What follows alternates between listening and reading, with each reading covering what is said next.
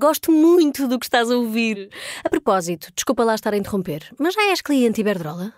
Como não? Então tens de ouvir antes isto. Quem fica na Iberdrola ganha mais. Descontos, vantagens, ofertas e só por aderir ganha 100 euros. Se a poupança e a energia verde também são música para os teus ouvidos, liga 800 500 500. Iberdrola.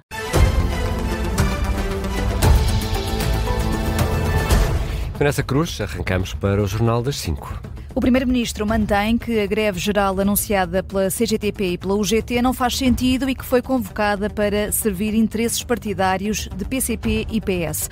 Ontem, Luís Montenegro ouviu até o candidato presidencial apoiado pelo PSD, Luís Marques Mendes, dizer que a UGT deve ser tratada com mais respeito pelo governo. Ora, o Primeiro-Ministro lembra que os sindicatos também têm de ter responsabilidades.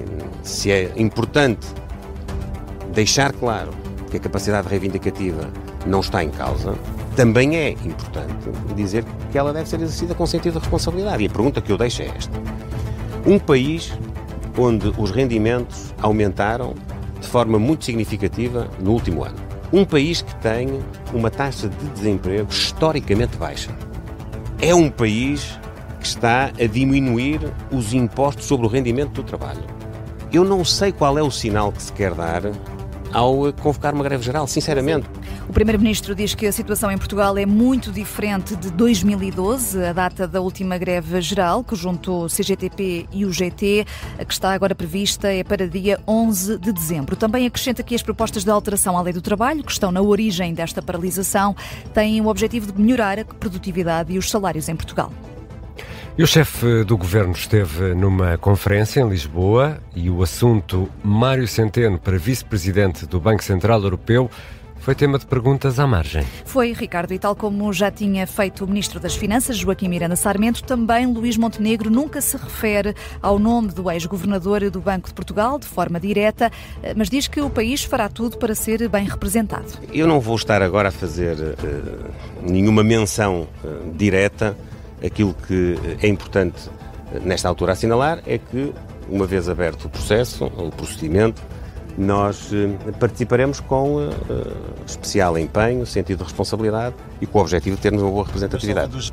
Antes do Primeiro-Ministro foi o Ministro das Finanças a lembrar que o primeiro executivo de Montenegro apoiou António Costa para a presidência do Conselho Europeu, princípio que, garante Joaquim Miranda Sarmento, é para manter. Hoje começa a discutir-se o calendário e o processo de escolha do próximo vice-presidente do BCE. O observador sabe que Mário Centeno está interessado no lugar. E quanto à eleição, Vanessa?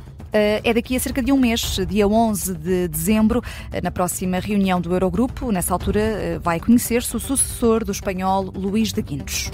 A Ministra da Saúde acata o pedido dos médicos tarefeiros e vai mesmo reunir-se com o movimento que representa estes médicos. Já há data para este encontro, Vanessa? Não, a Ministra não se compromete com um encontro até ao fim do ano, que era o prazo solicitado pela Associação dos Médicos Prestadores de Serviço.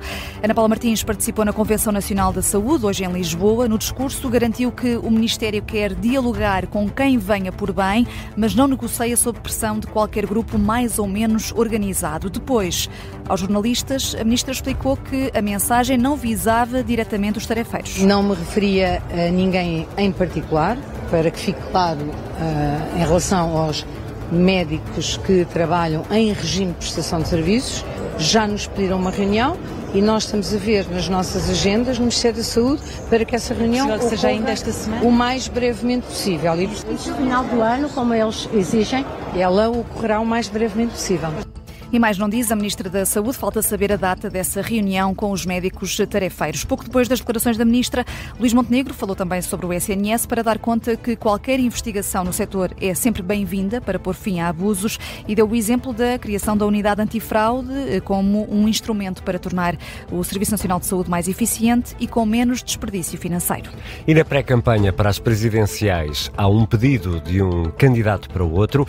Gouveia Melo sugere a Marques Mendes que eleve a linguagem. Foi depois de o candidato presidencial apoiado pelo PSD ter afirmado na RTP que a experiência do Almirante no processo de vacinação não é suficiente para o cargo de Presidente da República.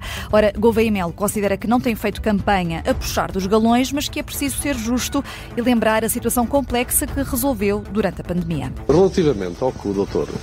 Luís Marques Mendes disse, A única coisa que lhe pedia era um bocadinho mais de elevação na linguagem com que me classifica. E de resto não vou entrar nessa pequena guerra. Querem reduzir a discussão à politiquice, à pequena política.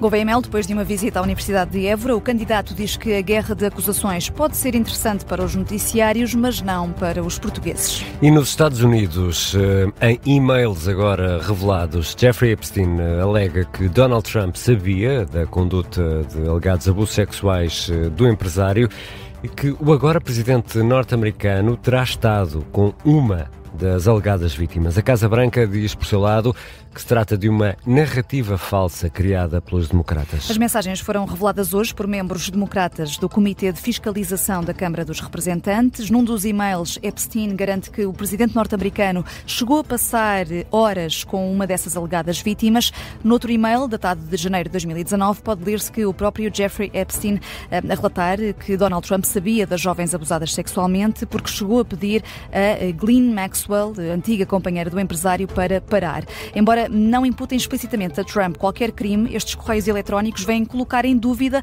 a versão oficial do atual presidente republicano sobre a relação com Epstein. E Vanessa, a Casa Branca nega o teor destes e-mails, é isso? Sim, através da porta-voz, afirmando que os democratas divulgaram de forma seletiva os e-mails para os meios de comunicação social liberais e que a vítima referida nessas comunicações é Virginia Giuffre, a mulher que acusou o príncipe André de abuso sexual em 2021. A Casa Branca assegura ainda que o presidente Trump não esteve envolvido em qualquer delito e que não poderia ter sido mais simpático com a vítima nas interações limitadas que teve com ela.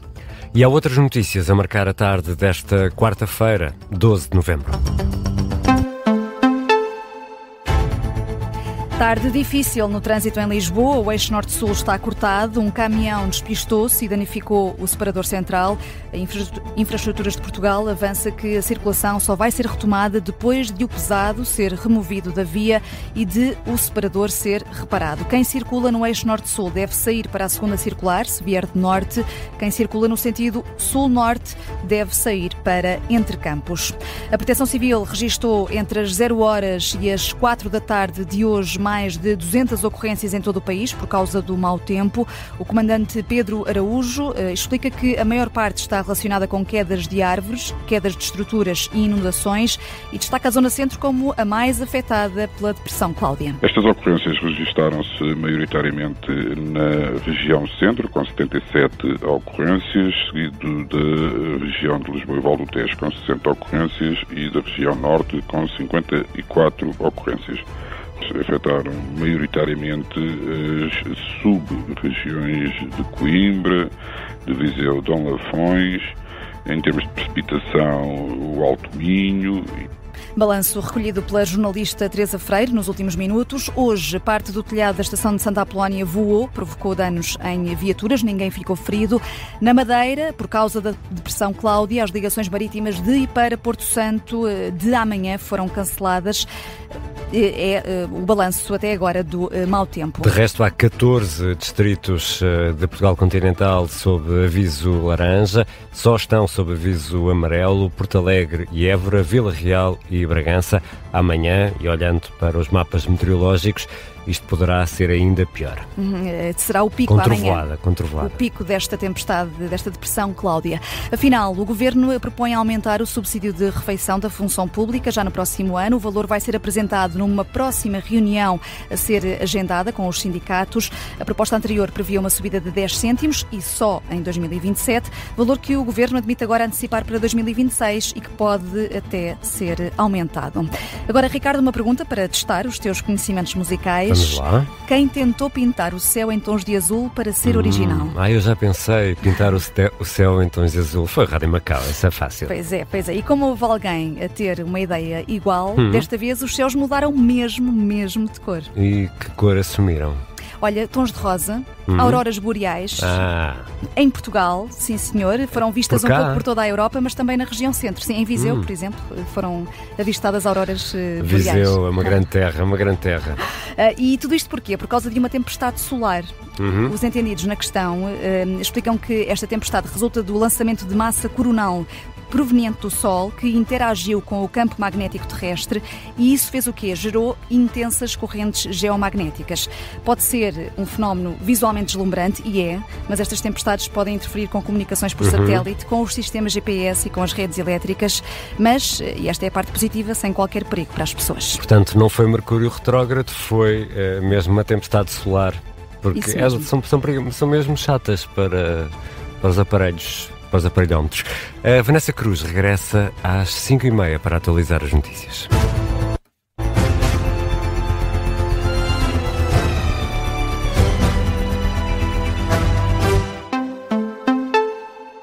Gosto muito do que estás a ouvir. A propósito, desculpa lá estar a interromper, mas já és cliente Iberdrola? Como não? Então tens de ouvir antes isto. Quem fica no Iberdrola ganha mais. Descontos, vantagens, ofertas e só por aderir ganha 100 euros. Se a poupança e a energia verde também são música para os teus ouvidos, liga 800 500 500. Iberdrola.